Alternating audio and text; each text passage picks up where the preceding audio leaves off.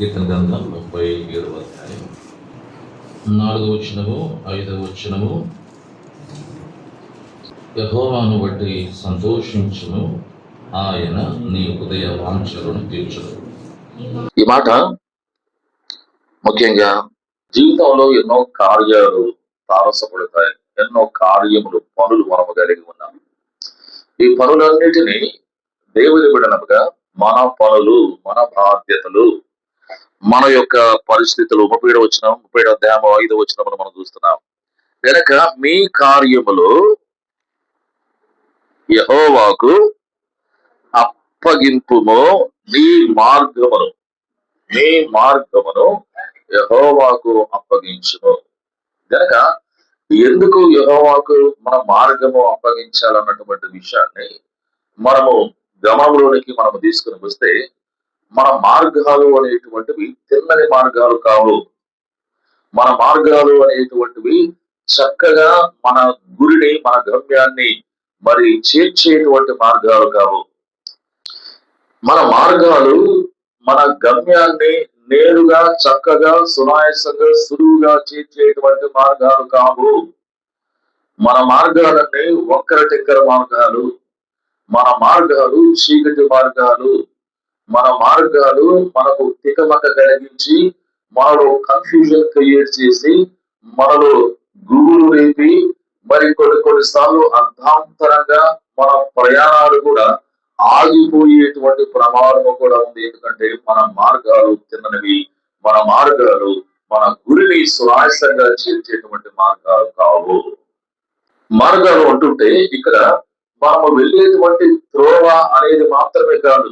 మార్గాలు అంటే మన యొక్క జీవితంలో తీసుకునవలసినటువంటి డిసిషన్స్, తీర్మానాలు. కొన్నిసార్లు కొన్ని తీర్మానాలు, నిర్ణయాలు మనము తీసుకునవలసినటువంటి సందర్భాలు జీవితంలో వస్తాయి. మన కుటుంబ విషయంలో, మన పిల్లల విషయంలో, మన ఆర్థిక విషయాల్లో, మన సంఘపరమైనటువంటి విషయాల్లో, మన యొక్క ఉద్యోగ విషయాల్లో, మన ఇల్లు కట్టే విషయంలో, పెళ్లిళ్ళ విషయంలో కొన్ని తీర్మానాలు, నిర్ణయాలు తీసుకునవలసినటువంటివి కూడా అవి మార్గములు, ప్రయాణాలు, మార్గాలు. గనక ఇటువంటి మార్గాలు, ఇటువంటి తీర్మానాలు, ఇటువంటి పరిస్థితులు, ఇటువంటి నిర్ణయాలు అన్ని కూడా మన ముందు ఉండగా ఇవి మనలను సరైనటువంటి మార్గంలోనికి, సరైనటువంటి తీర్మానంలోనికి మనలను తీసుకొని వెళ్ళేవి కావు. గనక నీ మార్గములు, నీ పనులు, నీ కార్యములు, నీ యొక్క తీర్మానములు, నీ యొక్క ప్రణాళికలు అన్ని కూడా ఎవరికి అప్పగించారు? యెహోవాకు అప్పగించు. ఇంకొంచెం దానికి పైకి మనం వెళితే, నీవు ఎవరికైతే నీ మార్గమును అప్పగించాలని కోరబడుతున్నామో యెహోవాకు అప్పగించవు, దేవునికి అప్పగించవు. ఆ దేవుడు, ఆ యెహోవా నీ హృదయ వాంఛలను తీర్చున్నటువంటి వాడు, నీ హృదయ కోరికలను తీర్చున్నటువంటి వాడు. నీ అవసరత ఏంటి, నీ అక్కర ఏంటి, నీవు అడిగేది దేవునికి అంగీకారంగా ఉండాలి. ఒక స్థలం అడిగావు, ఒక ఉద్యోగం అడిగావు, లేక ఒక వివాహాల గురించి, లైఫ్ పార్ట్నర్ గురించి అడిగావు. నీవు అడిగినవి దేవుడు ఇవ్వడానికి ముందు ఇవ్వలేదని కాదు, ఆయన ఇవ్వకూడదని కాదు. అయితే ఆయనను నీవు అడిగినది నీకు ఇవ్వడానికి ముందు ఇచ్చేవాడికి ప్రశ్నించే అధికారం ఉంటది. ఇచ్చేవాడికి ఏముంటది? ప్రశ్నించే అధికారం ఉంటది. కనుక దేవుని దగ్గర ఏదైనా అడిగేటువంటి వాడు, ఆయన దీన్ని నీవు ఎందుకు అడుగుతున్నావు అని ఆయన తప్పక అడుగుతాడు. ఆయనకు జవాబు ఇవ్వడానికి జవాబును సిద్ధంగా పెట్టుకొని అడగాల. హృదయ వాంఛలను తీర్చేటువంటి దేవుడు నీకున్నాడు. హృదయంలో ఉండబడినటువంటి కోరికలు, ప్రణాళికలు తీర్చేటువంటి దేవుడు నీకున్నాడు. నీవు ఆయనను అడిగినప్పుడు ఆయన అడిగే ప్రశ్నకు సరైన సమాధానము ఇవ్వగలిగి ఉండాలి. ఫలాని ఉద్దేశము కొరకు, ఫలాని కారణం కొరకు ప్రభు నాకు ఈ ఉద్యోగం లేక, ఈ ఆరోగ్యం లేక, ఈ స్థలం నాకు కావాలి అని ప్రభువుకు చెప్పగలిగి ఉండాలి. కనుక నీ హృదయ వాంఛలను తీర్చినటువంటి యెహోవాకు నీ మార్గమును, నీ కార్యమును అప్పగించుము అన్నటువంటి ఈ మార్గము, ఈ కార్యము ఈ దేవునికి అప్పగించడానికి ముందు హృదయ వాంఛలను తీర్చినటువంటి యెహోవా యందు 4వ వచనం. హృదయ వాంఛలను తీర్చినటువంటి దేవునికి నీ మార్గాలు అప్పగించడానికి ముందు, నీ కార్యములు అప్పగించడానికి ముందు, నెరవేర్చే దేవునికి నీ కార్యములు అప్పగించే ముందు, నీవు హృదయ వాంఛలను తీర్చేటువంటి దేవునికి నీవు నీ పనులు అప్పగించే ముందు ఆయనను బట్టి నీవు సంతోషించ. నెహెమ్యా 8వ అధ్యాయం 10వ వచనం చెప్పాడు. నెహెమ్యా 8:10. దుఃఖపడకూడే, don't cry, never to cry, never to weep under any circumstances. ఎటువంటి పరిస్థితులు వచ్చినా, ఎటువంటి ఇబ్బందులు ఎదురైనా, ఎటువంటి కరువు కాటకములైనా, ఎటువంటి దిగజారినటువంటి పరిస్థితుల్లోకి పోయినా కూడా దుఃఖపడవద్దు, యెహోవా యందు ఆనందించండి. అందుకనే మీ కార్యములు, మీ మార్గములు అన్ని కూడా ఆయనకు అప్పగించడానికి ముందు హృదయవాంఛలను తీర్చినటువంటి దేవుడు నీ దేవుడు. ఆయనకు నీ మార్గములన్నీ అప్పగించి జయవంతమైన అద్భుతమైనటువంటి ఆ మరి విజయవంతమైన జీవితంలోనికి, భవిష్యత్తులోనికి నీవు వెళ్ళకూడదు. మొట్టమొదటిగా జీవితంలో నీవు దేని కొరకైనా సంతోషించాలని, దేని కొరకైనా ఆనందించాలని, నీ జీవితంలో ఆనందించగలిగినటువంటిది ఏదైనా ఉన్నది అంటే మొట్టమొదటిగా ఎవరిని బట్టి? యెహోవాను బట్టి ఆనందించేటువంటి. There will be many reasons for you to rejoice. నీ జీవితంలో అనేక విధమైనటువంటి రీజన్స్ ఉండొచ్చు. నేను సంతోషించేటువంటి రీజన్, నేను కెనడాకి వెళ్ళాను, ఐ గాట్ గుడ్ జాబ్, నేను ఒక మంచి సంబంధంలో, నేను మంచి లైఫ్ పార్ట్నర్ దేవుడు నాకు ఇచ్చాడు, ఒక మంచి ఇల్లు కట్టుకున్నాను, కారు కొనుక్కున్నాను, లేకపోతే పలానిది. సంతోషించేటువంటి కారణాలు చాలా ఉండవచ్చు. సంతోషించు. అయితే అన్నిటికంటే ఎక్కువగా మొట్టమొదటిగా సంతోషించవలసినది ఎవరిని బట్టి? యెహోవాను బట్టి సంతోషించు. ఇక్కడ నుంచే ప్రారంభం కావాలా? భవిష్యత్తులో నీ హృదయ వాంఛలను తీర్చినటువంటి దేవుడు కొన్నిసార్లు నీకు నష్టం కలిగించేటువంటి హృదయ కోరికలను నీవు ప్రభువుకు చెప్పిన వాటిని ఆయన ఫిల్టర్ చేసి నీకు ఏది కావాలో, ఏది నీకు మేలు కలుగుతుందో అదే నీకు ఆయన దయచేయనటువంటి కొన్నిసార్లు తప్పులు లేక నీకు నష్టం కలిగించేటువంటి మార్గాలు నీవు కోరుకోవచ్చు. అయితే ఈ నమ్మదగిన దేవుడు 25:12 వచ్చిన కీర్తనలో, 25:12 కీర్తనలో నీ మార్గాలు నీవు ఎక్కడెక్కడికో తీసుకుని వెళ్ళేటువంటి నష్టం కలిగించేటువంటి మార్గాలు నీవు కోరుకోవచ్చు, సాధ్యం, సంభవం. అయితే దేవుడు నీ యొక్క మార్గములను నీవు కోరుకున్న వాటిని ఆయన ఫిల్టర్ చేసి మరి నీకు ఆయన మార్గాన్ని తెలుస్తాడు. చదవలే. యెహోవా యందు భయభక్తులు కలిగిన వారికి వారు కోరుకోవలసిన మార్గము. ఏ మార్గము? కోరుకున్న మార్గము కాదు, ఏ మార్గము కోరుకోవాలో. అయితే నేను ఫలాన్ని కోరుకున్నా, ఫలాన్ని బట్టి నేను ఎంచుకున్నా, ఇది నాకు కావాలి అన్న నీ సొంత కోరికలన్నిటినీ ఆయన ఫిల్టర్ లో వేసి, ఫిల్టర్ బట్టి ఆయన నీవు కోరుకొనవలసిన మార్గాన్ని ఆయన నీకు బోధిస్తాడు.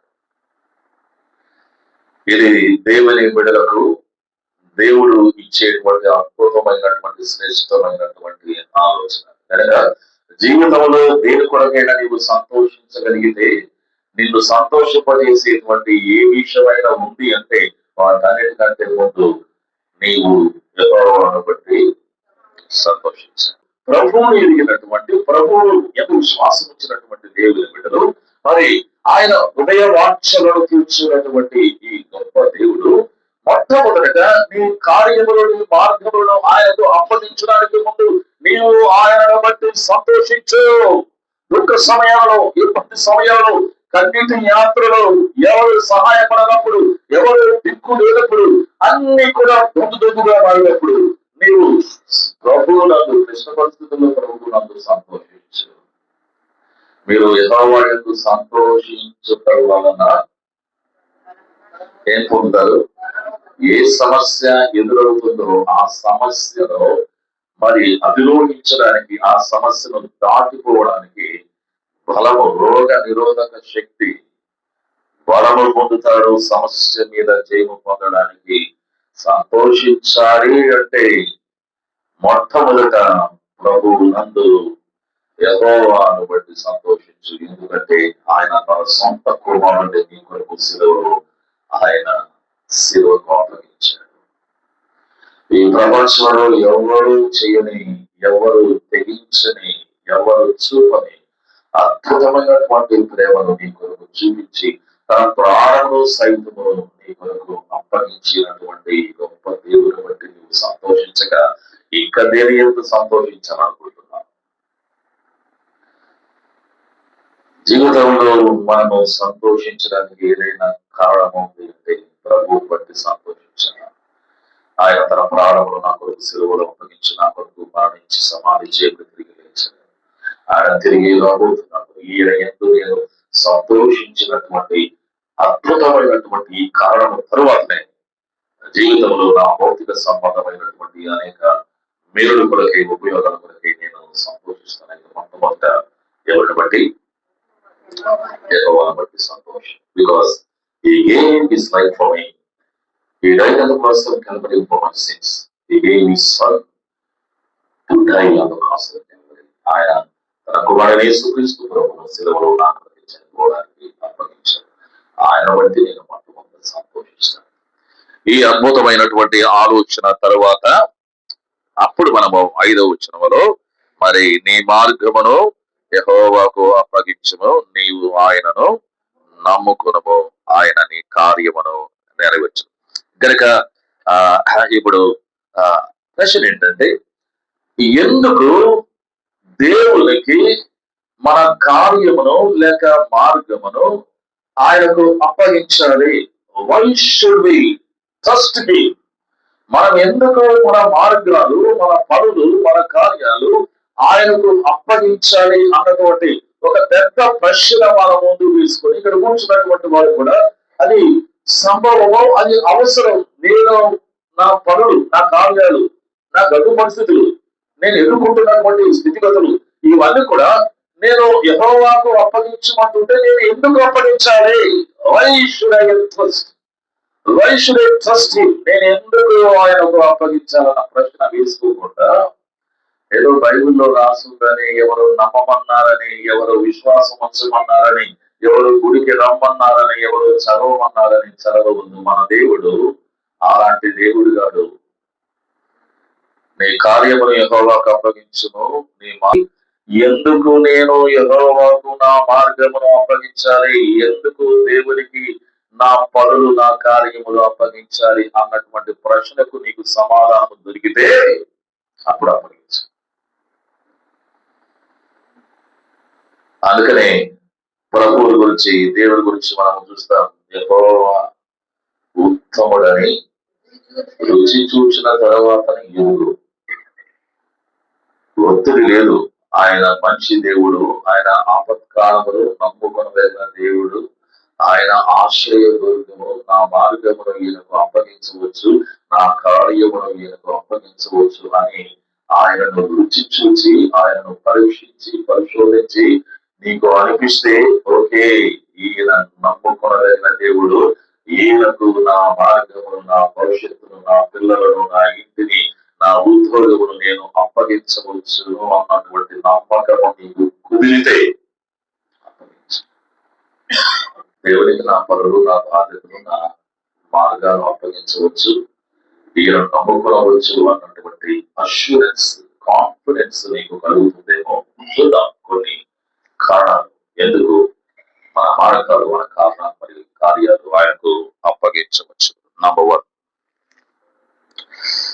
మన కార్యములు, మన మార్గములు ఆయనకు ఎందుకు అప్పగించవచ్చును అన్నటువంటి మాటను గురించి మనం ఆలోచిస్తే మొదటిగా మనం చూస్తాం యెషయా గ్రంథము 43:1. యెషయా గ్రంథము 43:1. అయితే యాకోబు నిన్ను సృజించిన వాడు యెహోవా ఇశ్రాయేలు, నిన్ను నిర్మించిన వాడు ఇలాగ సెలవిస్తున్నాడు, నేను నిన్ను విమోచించి ఉన్నాను, భయపడకము, పేరు పెట్టి నేను నిన్ను పిలిచి ఉన్నాను, నీవు నా సొత్తు. ఇక్కడ మనము ఆగి నీ కార్యమును యెహోవాకు అప్పగించు, నీ మార్గమును ఆయనకు అప్పగించు, ఆయన నీ కార్యమును నెరవేర్చును అన్నటువంటి ఈ మాట ఎందుకు మనము మన కార్యమును ఆయనకు అప్పగించాలంటే, ఆయన నిన్ను పేరు పెట్టి నిన్ను పిలిచి ఉన్నాడు. ఇంగ్లీష్ లో I know you by name అనబడిన మాట వినియోగించబడింది. I know you by name. నేను నిన్ను పేరు పెట్టి పిలిచాను. ఈ గొప్ప దేవుడు ఈ పరలోకములో నివాసి అయినటువంటి ఆకాశమును సింహాసనముగా భూమిని పాదపీఠముగా చేసుకున్నటువంటి ఈ గొప్ప దేవుడు, నేను నిన్ను ఎరిగి ఉన్నాను, నీవు నాకు తెలుసు, I know you by name, నీవు నాకు తెలుసు అన్నటువంటి యొక్క మాటను మనము గుర్తుంచుకోగలిగితే, ఈ మాట యొక్క లోతుల్లోనికి మనం వెలిగితే, నీవు దేవునికి తెలుసట, నీ పేరు దేవునికి తెలుసట, ఆయన నిన్ను పేరు పెట్టి పిలుస్తున్నాడట, ఆయన నిన్ను విమోచించాడట, నిన్ను ఆయన నిర్మాణం చేశాడట, నీకు ఆయన ఊపిరి పోసాడట, ఆయన నిన్ను కన్నాడట. నేను నిన్ను విమోచించి ఉన్నాను, నేను నిన్ను సృజించాను, నీ పేరు పెట్టి నేను పిలిచాను. ఇంగ్లీష్ లో I know you by name. నీవంటే నీవెవరో నాకు తెలుసు అన్నటువంటి మాట ఒక ఉన్నతమైనటువంటి ఒక గొప్ప అధికారి ఒక వ్యక్తిని గురించి మాట్లాడుతూ, నాకు ఆయన తెలుసు. ప్రధానమంత్రి మోడీ గారు ఒకవేళ మాట్లాడుతూ ఆయన ప్రసంగంలో కెనడాలో ఉన్న విజయ్ నాకు తెలుసు ఉండేటువంటి, అక్కడ మాట్లాడిన మాట ఇక్కడ వినబడుతుంది. ఇంట్లో ఎవరికి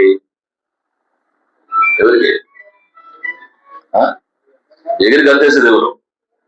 ప్రబోధం ఇంటూరు ముందు అందరికంటే చెవులు లింకపరుచుకొని మోడీ గారు ఏమంటున్నారంటే, విజయ్ నాకు తెలుసు, ఐ నో హిమ్, ఫలాని గుడగలలో ఫలాని దగ్గర ఉన్నటువంటి ఫలాని దంపతుల కుమారుడు ఐ నో హిమ్ అని ఒక ప్రధానమంత్రి ఒకరి గురించి నాకు తెలుసు అంటే అంత సంతోషిస్తే, పరలోకములో ఉన్నప్పుడు నాకు గొప్ప తండ్రి, నీవెవరో నాకు తెలుసు, I know you by name, నీ పేరు పెట్టి నేను పిలుస్తున్నాను అని చెప్పగలిగిన దేవుడు గనక, నీవెవరో ఆయనకు తెలుసు గనక నీ మార్గాన్ని ఆయనకు అప్పగించవచ్చు, నీ కార్యమును ఆయనకు అప్పగించవచ్చు. ఆయన నీ కార్యమును నెరవేర్చినటువంటి వాడు. నీవెవరో ఆయనకు తెలుసు. ఈ రోజు దీనిని చాలా దీర్ఘంగా లోతుల్లోనికి మనం వెళ్ళవచ్చు.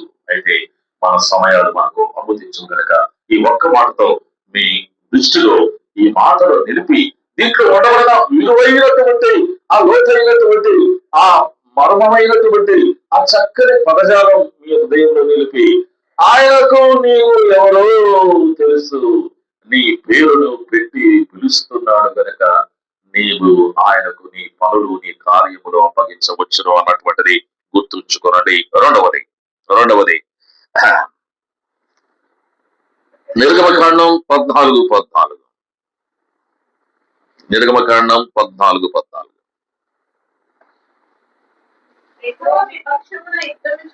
యెహోవా మీ పక్షమున యుద్ధము చేయును, యెహోవాను బట్టి సంతోషించుము, ఆయన నీ హృదయ వాంఛలను తీర్చును, నీ కార్యము యెహోవాకు అప్పగించుము, నీ మార్గము యెహోవాకు అప్పగించుము, ఎందుకంటే ఆయన నీ పక్షమున యుద్ధము చేయునటువంటి వాడు.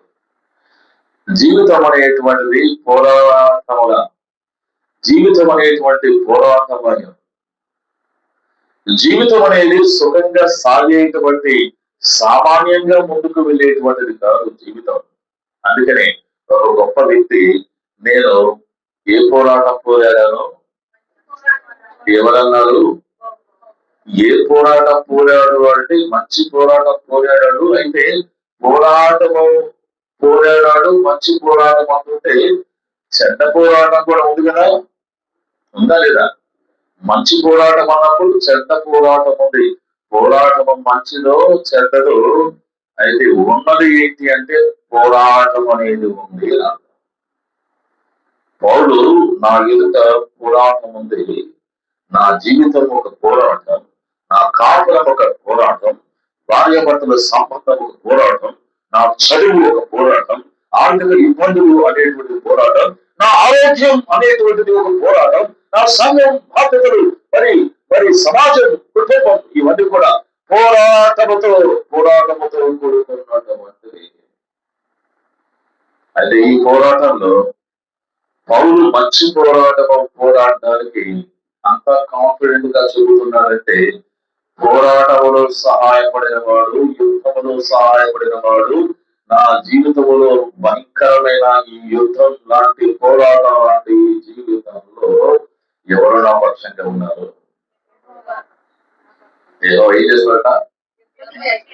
నీ పోరాటంలో, నీ జీవితంలో నీవు ఎదుర్కొనేటువంటి పోరాటములు నేను నీ పక్షంగా యుద్ధం చేస్తాను.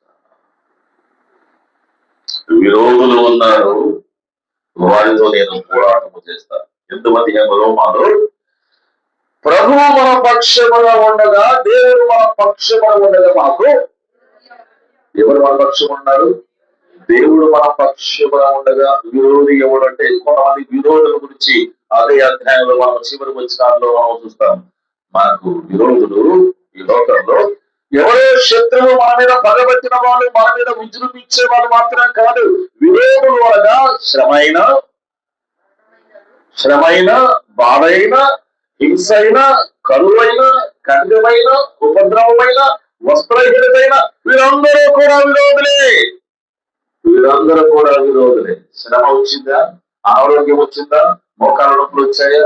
నడుము నొప్పులు వచ్చాయా? మరి ఇంటిలో రాళ్ళు పడ్డాయా? వీరందరూ విరోధులే. పక్కింటి వారి కూడా పోరాటమా? విరోధం. ఆర్థిక ఇబ్బందులు విరోధం. ఇలాంటి విరోధాలు ఎన్నెన్నో జీవితంలో వచ్చినప్పుడు దేవుడు మీ పక్షంగా ఉండగా మాకు విరోధయ్యేవాడు. కనుక నీ పక్షమున ఈ యుద్ధము లాంటి జీవితంలో పోరాడేటువంటి నీ పక్షమున ఉన్నటువంటి దేవుడు నీకున్నాడు. కనుక నీ మార్గమును, నీ కార్యమును ఎవరు ఎందుకు ఆయన మన పక్షంగా ఇక్కడ కూర్చున్నటువంటి మనం అందరికీ తిరిగి దూర ప్రాంతం ప్రయాణం చేసేటువంటి విజయకు దేవుడు మీ పక్షంగా ఉన్నాడు. ఆయన యుద్ధం చేస్తాడు. విరోధులు ఉన్నారు, జాగ్రత్త. ఒక విరోధి గురించి 127వ కీర్తన చివరి వచనాల్లో, ఎవరి కారణమున పుట్టినటువంటి కుమారుడు బలవంతుని చేతిలో బాగా చెప్పారు, వారు అట్టివారు సిగ్గుపడగా గుమ్మములో ఎక్కడ బాధిస్తారట? ఎవరితో? గుమ్మములో ఎవరున్నారు? గుమ్మములో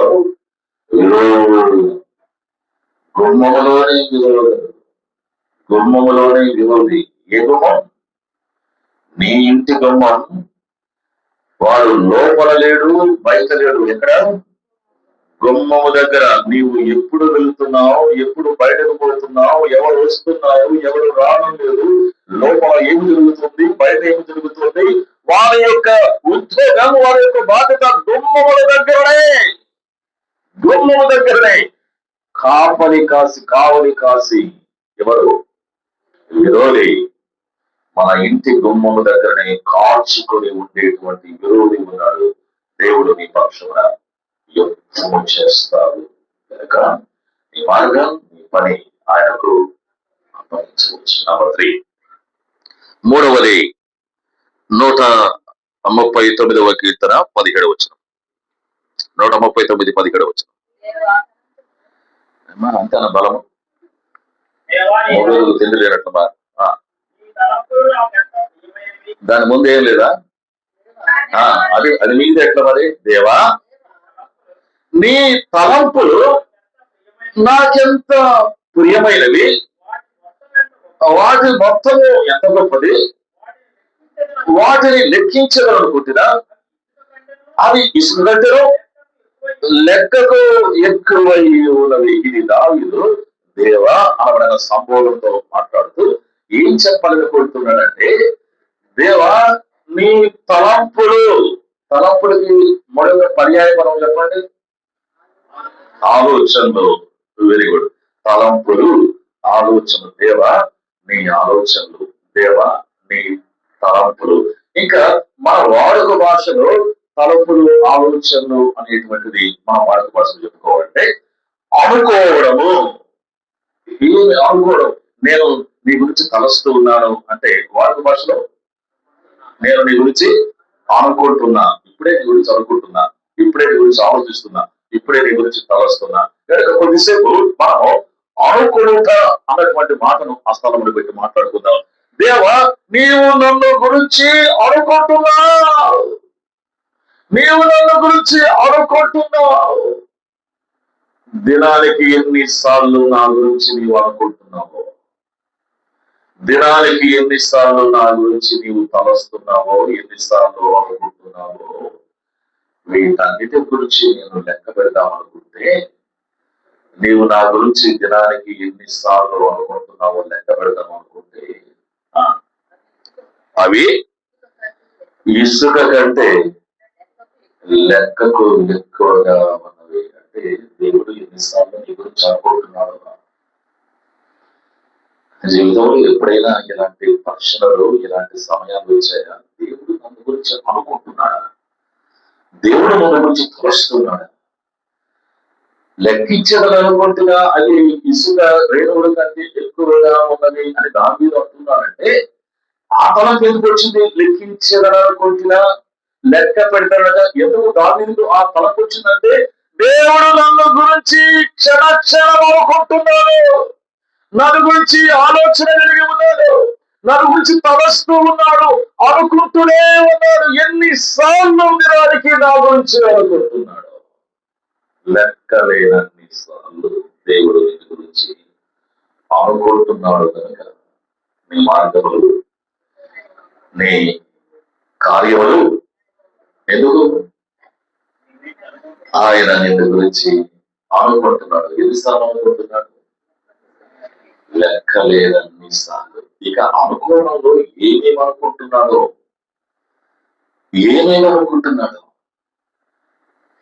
రేపు విజయ్ తిరిగి ప్రయాణం చేయాలి హైదరాబాద్కి కదా, దేవుడు అనుకోవడం రేపు హైదరాబాద్ కదా, 2 రోజులు ఎక్కడెక్కడికి వెళ్ళాలా, ఎక్కడెక్కడ దేవుని దూతలను కంచగా కావాలి కూర్చాలి ఎయిర్పోర్ట్లు, మళ్ళా తిరిగి వెళ్ళిన తర్వాత ఇక ఇలా మనము అనుకుంటూ వెళితే ఆయన ఎన్నిసార్లు అనుకుంటున్నాడో. ఒకవేళ ఆయన అనుకోవడం మానివేస్తే, ఒకవేళ మన గురించి ఆయన తలంచడం మానివేస్తే మన గతి, మన పరిస్థితి ఏంటి? అందుకని చాలా సార్లు కీర్తన 112, 115 వచ్చినము మనం చదువుకుంటున్నాం.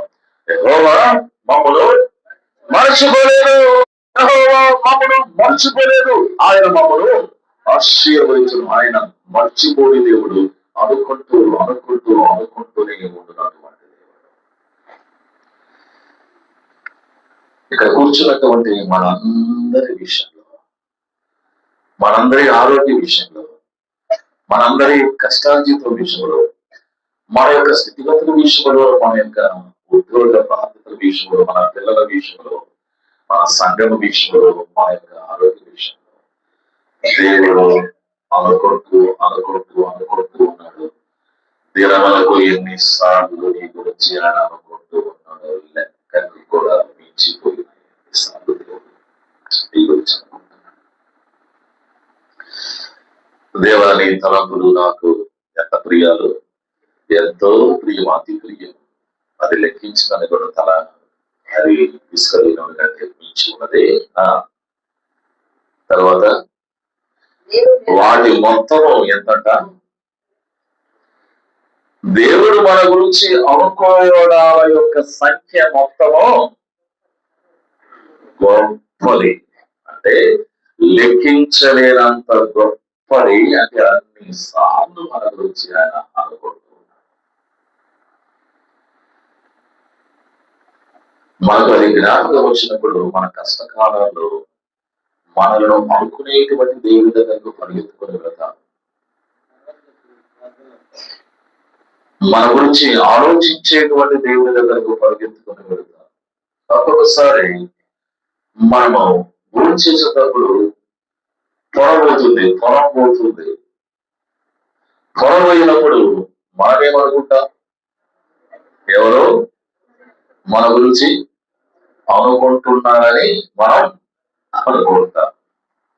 అవును, ఎవరో మన గురించి అనుకుంటున్నప్పుడు మాకు పొరబోతుంది అని మనం అనుకుంటూ ఉన్నట్టుగా సమస్యలు వచ్చినప్పుడు, ఇబ్బందులు వచ్చినప్పుడు, కష్టం వచ్చినప్పుడు, నష్టం వచ్చినప్పుడు, అదే పొరబోవడం అంటే అదే. ఇబ్బందులు కూడుకుని పోయినప్పుడు, కష్టం వచ్చినప్పుడు, అనారోగ్యం వచ్చినప్పుడు, దుఃఖం వచ్చినప్పుడు, కొన్ని చెప్పుకోలేని సమస్యలు వచ్చినప్పుడు, కొన్ని హృదయాన్ని మరి చింతరమందర చేసేటువంటి పరిస్థితులు వచ్చినప్పుడు మనం ఏమనుకోవాలా? పొరబోయినప్పుడు ఏమనుకుంటాం? పొరబోయినప్పుడు ఏమనుకుంటాం? ఎవరో నన్ను గురించి అనుకుంటున్నారు. మనకు సమస్య, కష్టం, ఇబ్బందులు వచ్చినప్పుడు మనం ఏమనుకోవాలా? దేవుడు నా గురించి అనుకుంటున్నాడని నీవు అనుకోవాలి. దేవుడు నా గురించి అనుకుంటున్నాడు. పొరబోయింది, నాకు సమస్య వచ్చింది, కష్టం వచ్చింది, ఇబ్బంది వచ్చింది అని దేవుడు నా గురించి అనుకుంటున్నాడని నేను అనుకుంటున్నప్పుడు అప్పుడు మన కార్యాన్ని, మన మార్గాన్ని మనకు ఎప్పుడు ఆలోచన రాదు. పొరవగానే అమ్మ అనుకుంటుందేమో, నాన్న అనుకుంటున్నాడేమో, తాత అనుకుంటున్నాడేమో, పొరపోయినప్పుడు ఎలా ఎవరో అనుకుంటున్నారని ఆ తనకు వస్తుంది. కానీ దేవుడు నా గురించి అనుకుంటున్నాడు అన్నటువంటి ఆలోచన. రాత్రి గుర్తుపెట్టుకుందాం. కష్టం వచ్చిందా, ఇబ్బంది వచ్చిందా, నష్టం కలిగిందా, మరి హృదయంలో వేదన వచ్చిందా, ఇంటి సమస్య, భార్యాభర్తల సంబంధం, ఆర్థిక సమస్య, ఏదైనా కూడా తికమక జరిగినటువంటి మార్గాలు ఎదురయ్యాయి, ఆలోచనలు రావడం లేదా, అన్ని వెసుగొడుతున్నాయి. దేవుడు నన్ను గురించి అనుకుంటున్నాడని ఆయన అనుకున్నప్పుడే మన సమస్యలు, మన ఇబ్బందులు అన్ని తీరుతాయి. దావీదు, దేవా నీ తలంపులు నాకు ఎంతో ప్రియములు, వాటి మొత్తము ఎంత గొప్పది, లెక్కించలేనంత గొప్పది. గనక ప్రియమైన దేవుడు బిడ్డలారా, ప్రభు మనలో అనుకునేటువంటి దేవుడు, మన గురించి ఆలోచించే దేవుడు, మన గురించి తలంచే దేవుడు. మన గురించి అనుకునే దేవుడికి తప్ప వేరే వాళ్ళకు మన పనులు, మన కార్యాలు అప్పగించడం ఎంతవరకు సబబు చెప్పండి. మన గురించి తలంచేటువంటి దేవునికి మన ఇబ్బందులు మనం చెప్పుకోగా ఎక్కడెక్కడికో ఎవరెవరికో పరిగెత్తి అక్కడ మన ఇబ్బందులు చెప్పుకోవడం ఎంతవరకు సబబు. ఇక్కడ నీ గురించి లెక్కలేనన్ని ఇసుక రేణువుల కంటే లెక్కించలేనంత ఎక్కువ సార్లు నీ గురించి అనుకుంటున్నటువంటి దేవునికి నీ కార్యము, నీ మార్గం అప్పగించడం సబబుగా జీవితంలో అలాంటి సమస్యలు వచ్చినప్పుడు నా గురించి అనుకుంటున్నటువంటి, నా గురించి తలుస్తున్నటువంటి గొప్ప దేవునికి ఏదో నా భారము, నా బరువు, నా చింత, నా మార్గము, నా కార్యము ఆయనకు నేను అప్పగించదలిచాను. ఎందుకంటే ఆయన నా గురించి అనుకుంటున్నాడు. కనుక మన కార్యము, మన మార్గము ఆయనకు అప్పగించవచ్చును. ఇర్మీయా గ్రంథం 29:1 4వ విషయం. ఎందుకు మన యొక్క మార్గాలు, మన కార్యాలు why should be trust God? ఏంటి కారణాలు ఏంటి, ఎందుకు అప్పగించాలి అనేది ఇర్మియా 29:11. నేను మిమ్మల్ని గురించి ఉద్దేశించిన సంగతులు నేను ఎరుగుదును. దేవుడు మనల్ని గురించి ఉద్దేశించిన సంగతులు మనకు తెలుసా, ఆయనకు తెలుసా? ఆయన తెలుసు. గనక కొన్ని ఉద్దేశాలు దేవుడు మన గురించి ఉద్దేశించిన ఉద్దేశాలకు మనము తలమొగ్గాలి. ఎందుకంటే ఆయనకు మాత్రమే ఆయన ఉద్దేశాలు మన జీవితంలో నెరవేర్చబడుతున్నప్పుడు 5 ఏళ్ల తర్వాత 10 ఏళ్ల తర్వాత ఏమి జరగబోతుందో ఆయనకు తెలుసు. కనుక ఆయన ఉద్దేశాలే మన జీవితంలో జరగడానికి ఆయన ఇష్టపడుతున్నాడు. Because he knows his plans for us. నేను ఎరుగుదును, రేపు నేను తలంచినటువంటి ఉద్దేశంలో ఏది జరగబోతుందో నాకు తెలుసు. కనుక నా ఉద్దేశాలు, నా తలంపులు గొప్పవి. చాలాసార్లు మనం తీసుకునేటువంటి ప్రణాళికలు, ప్రయత్నాలన్నీ కూడా ఏమి జరుగుతుందో మనకు తెలియకపోయినప్పటికీ దాంట్లో దూసుకొని వెళ్తాము. అది రేపు ఏమవుతుందో మనకు తెలియదు, ఎక్కడికి తీసుకుని వెళుతుందో తెలియదు. ఒకరి ఎదుట సరిగా కనబడు మార్గము కలదు, తొడకదే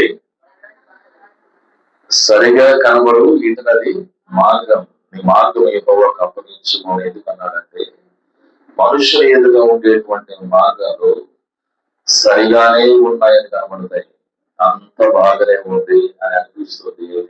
చివరిలో క్లైమాక్స్ లో వెళ్ళేసరికి ఆ మార్గం ఎక్కడ కనిపిస్తుంది?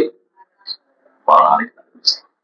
గనక దేవుని యొక్క మార్గములు, దేవుని యొక్క తలపులు, దేవుని బిడ్డల పట్ల ఎటువంటిలో నాకు తెలుసు. నేను ఉద్దేశించిన తలపులు ఈ విషయంలో నేను ఎరుగుతాను అంటే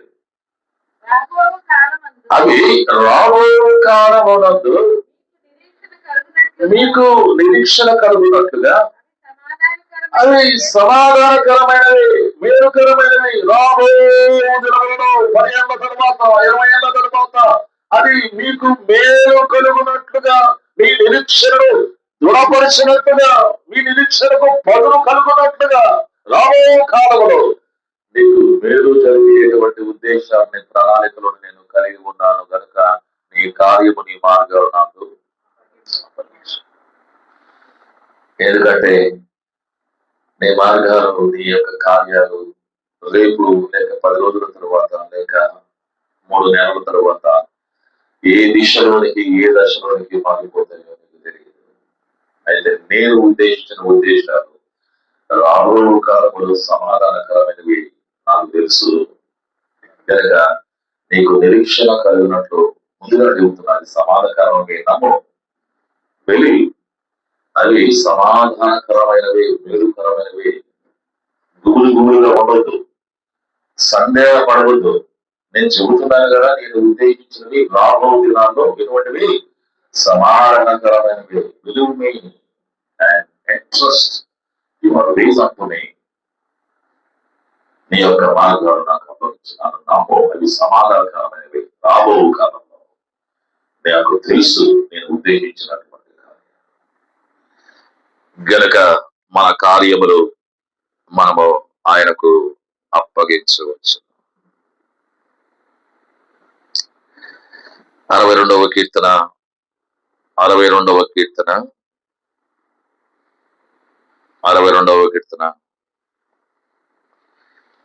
6-7. ఆయన నా ఆశ్రయ దుర్గము, నా రక్షణాధారం, నా ఎత్తైన కోట ఆయనే, నేను కదిలింపబడను. చాలు. మన కార్యములు, మన యొక్క మార్గములు దేవుడికి ఎందుకు అప్పగించాలంటే ఆయన మన ఏ దుర్గమో ఆశ్రయ దుర్గము, రక్షణాధారం. ఎంత చక్కని మాట! ఆయన మన ఆశ్రయ దుర్గము. కష్టకాలంలో ఆయనను ఆశ్రయించేటువంటి వారు, ఆయన దగ్గరకు పరిగెత్తుకునేవాడు దుర్గం, ఆశ్రయ దుర్గం. కీర్తన 46వ అధ్యాయంలో మొదటి వచనములో చివరి వచనములో ఈ మాట మనకు బాగా చదువుతానే. దేవుడు మనకు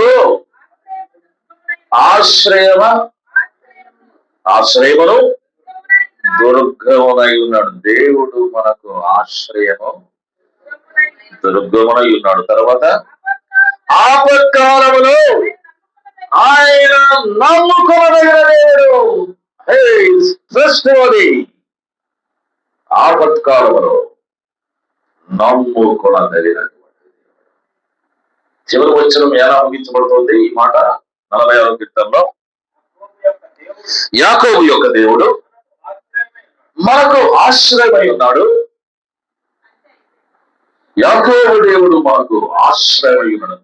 మొదటి వచనములో ఆయన మనకు ఆశ్రయం దుర్గం. ఆఖరి వచనములో యాకోబు దేవుడు మనకు ఆశ్రయం. ఈ అనుభవం కలిగిన వాళ్ళు 3, 4, 5 వచనాల్లో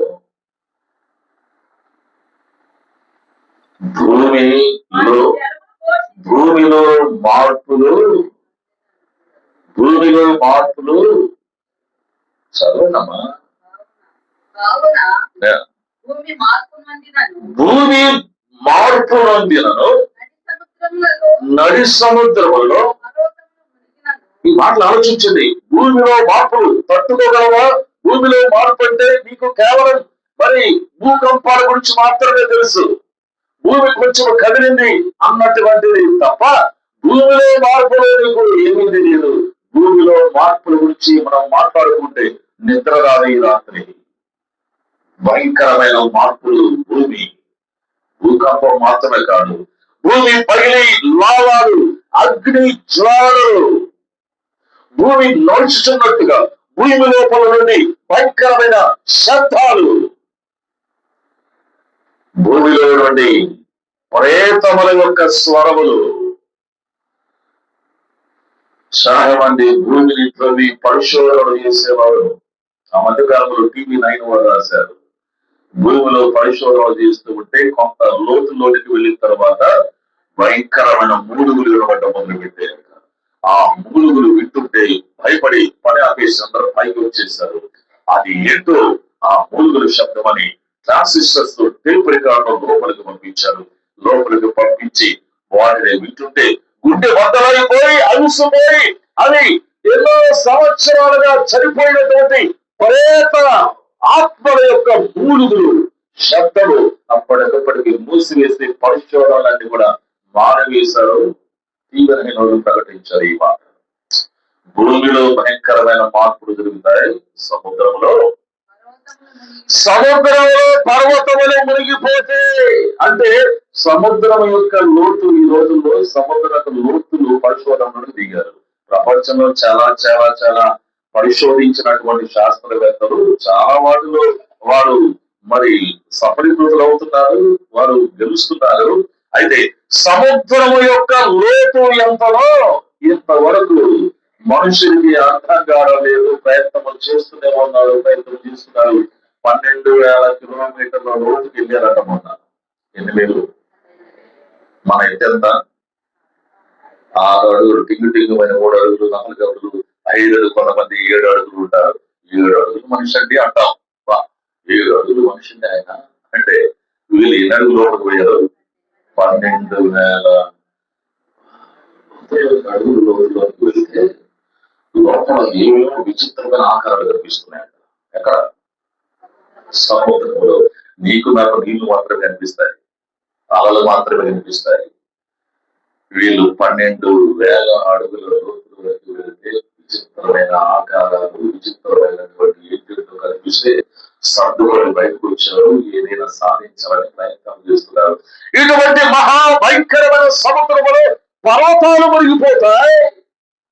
జలములు ఘోషించిన జలములు నురుగు కట్టి ఆ పొంగులకు పర్వతములు కదిలిపోయినా మనము భయపడా.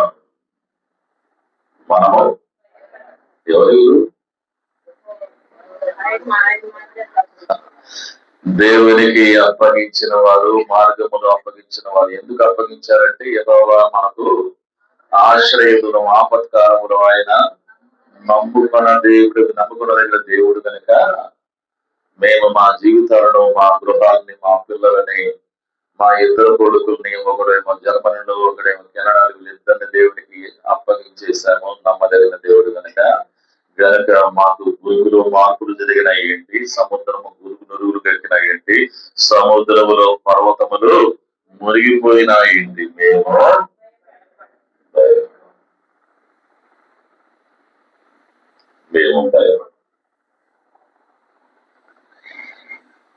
కొన్నిసార్లు మనం వీటన్నిటిని అర్థం చేసుకోకుండా, వీటన్నిటిని మనము జీర్ణించుకోకుండా, ఆయన మీద నమ్మకం వదిలి, దేవుని వాక్యం యొక్క ఆధారం మరచి, దేవుడితో సహవాసము విడిచి, విశ్వాసము సన్నగిలి, విశ్వాసము బద్దలైపోతూ, ఇక మేము మనం భయపడం అని చెప్పలేని దుస్థితిలో ఉన్నటువంటి కొన్ని సందర్భాల్లో ఈ నమ్ముకున్న దేవుడు కొన్నిసార్లు తాను స్వయముగా రంగ ప్రవేశము చేసి, జోక్యము చేసుకుని, నేను ఉన్నాను అని చెప్పగలిగినటువంటి గొప్ప దేవుడు తానే కొన్నిసార్లు స్వయముగా 40వ అధ్యాయంలో 9వ వచనం వరకు సముద్రముల పొంగులు, జలముల ఘోష,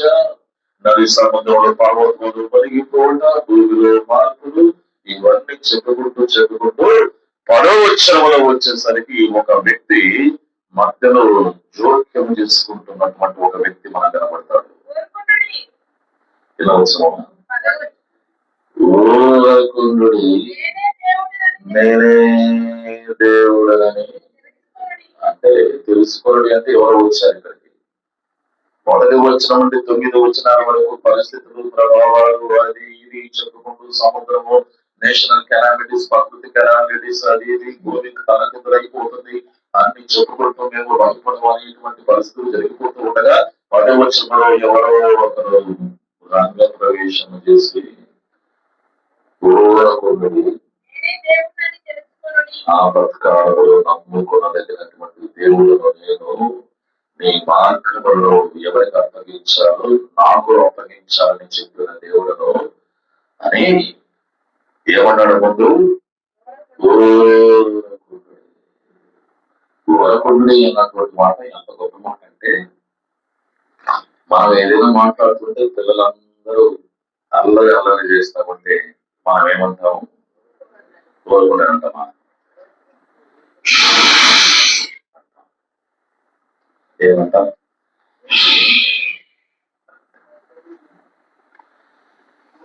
భయాలతో బిక్కుమంటూ ఏం చేయాలో అర్థం కాక,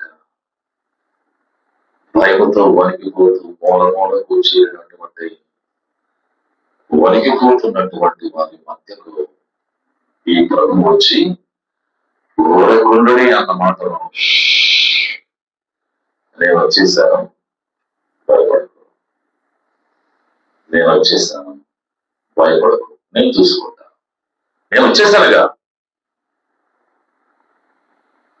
ఒక గృహంలో ఎవరైనా భయంకరమైనటువంటి దోపిడీదారులు, భయంకరమైన దొంగలు ప్రవేశించి భర్త లేని సమయంలో, తండ్రి లేని సమయంలో ఇల్లంతా గందరగోళం చేసి, అతలాకుతలు చేసి చంపేస్తారని భయపడుతూ ఉంటే, ఒంటరిగా ఈ తల్లి 3 బిడ్డలు మూల దాగి ప్రాణాలు అప్పగించేస్తూ, ఇక అయిపోయింది మా బ్రతుకని, నాన్న లేడు, భర్త లేడని వణికిపోతూ మూల దాగి ఉన్నటువంటి సందర్భంలో అప్పుడే భర్త వచ్చాడు, నాన్న వచ్చాడు, మోటార్ సైకిల్ మీద వచ్చి మెల్లగా ఏదో విధంగా లోనికి ప్రవేశించగానే అప్పుడు దాకా నక్కి ఉన్నటువంటి ముగ్గురు ఏం చేస్తారు?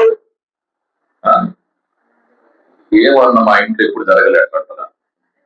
ఏం చేస్తారు వాళ్ళు? పరిగెత్తుకుంటూ వచ్చి, అంతవరకు నక్కి ఉన్నవారు పరిగెత్తుకుంటూ వచ్చి వాళ్ళ నాన్నను కలుసుకొని, భార్య వచ్చి ఇక ఏదేదో చెప్పడానికి, ఎక్కడ పోయారండి మీరు, ఎక్కడ పోయావు, వాళ్ళు వచ్చారో వీళ్ళు వచ్చారో అని ఏడుస్తూ ఏదేదో చెప్పబోతుంటే వాళ్ళ నాన్న నేను వచ్చేస్తాను. ఏం చెప్పకూడదు. అది తెక్కేదా నేను చూసుకుంటా చెప్పడం అవసరం లేదు అని ఎంత ధైర్యంగా ఆ వాతావరణం మారిపోతుందో. దేవుడే రంగ ప్రవేశం చేసి ఊరుకోండి, నేనే భయపడదు, నేనే దేవుడని తెలుసు. Know that I am God, నేనే దేవుడని తెలుసు. అవునండి, నేను వచ్చాను, నేను చూసుకుంటాను. గనక మన మార్గాలు యెహోవాకు అప్పగించు. చివరిలో ఒక మాట చదివి మనము ఈ కోరికను ముగించుకుందాం. మత్తయి సువార్త 28:20. మత్తయి సువార్త 28:20. నేను ఏ సంగతులు ఆజ్ఞాపించితినో వాటినన్నిటినీ కైకొనవలెనని వారికి బోధించుడి. ఇదిగో యుగ సమాప్తి వరకు సదాకాలము. నేను చెప్పలేదా? యుగ సమాప్తి వరకు సదాకాలం మీతో కూడా నేను ఉన్నాను. Vijay, I will tell you the God's promise for you. Behold, I am with you. యుగ సమాప్తి వరకు సదాకాలము నేను నీతో కూడా ఉంటాను. ఇక్కడ కూర్చున్నటువంటి సామెలో ప్రభావితమ కుటుంబాన్ని, ఇక్కడ కూర్చున్న మనందరికీ యుగ సమాప్తి వరకు మాతో సదాకాలము ఉంటున్నటువంటి దేవుడు కనుక మన కార్యము, మన మార్గము ఆయనకు అప్పగించు. అప్పుడు ఆయన నీ కార్యమును సఫలము చేయను, నెరవేర్చు. అటువంటి గొప్ప దేవుడు మన దేవుడు. ఈ గొప్ప దేవునికి మన జీవితంలో గ్రహింపుతో కూడినటువంటి, అనుభవంతో కూడినటువంటి జీవితాన్ని దేవుని వాక్యం ద్వారా మనం ప్రోత్సహించబడుతూ మన జీవితంలో మన కుటుంబాల్లో ప్రభు మీద ఆధారపడుతూ నేర్చుకుంటాం. అలాగే మరి విజయ్ కూడా బయట దేశానికి వెళ్ళబోతున్నటువంటి సందర్భంలో సంఘమంతా కలిసి, కుటుంబాలు, బంధువులంతా కలిసి మరి మీ కొరకు ప్రార్థన చేసేటువంటి సంఘం, బంధువులు, సేవకులు సంఘం ఉంది అని ప్రోత్సహిస్తూ, ధైర్యపరుస్తూ తగినటువంటి విషయాలన్నిటి కూడా ఈ కుటుంబం కొరకు మనం ప్రార్థన చేయవచ్చిన వారందరి కొరకే మనము దైవికమైనటువంటి వేల కొరకే ఆశీర్వాదాలు ప్రార్థన చేయడానికి ప్రభు మనకు సహాయం చేయండి.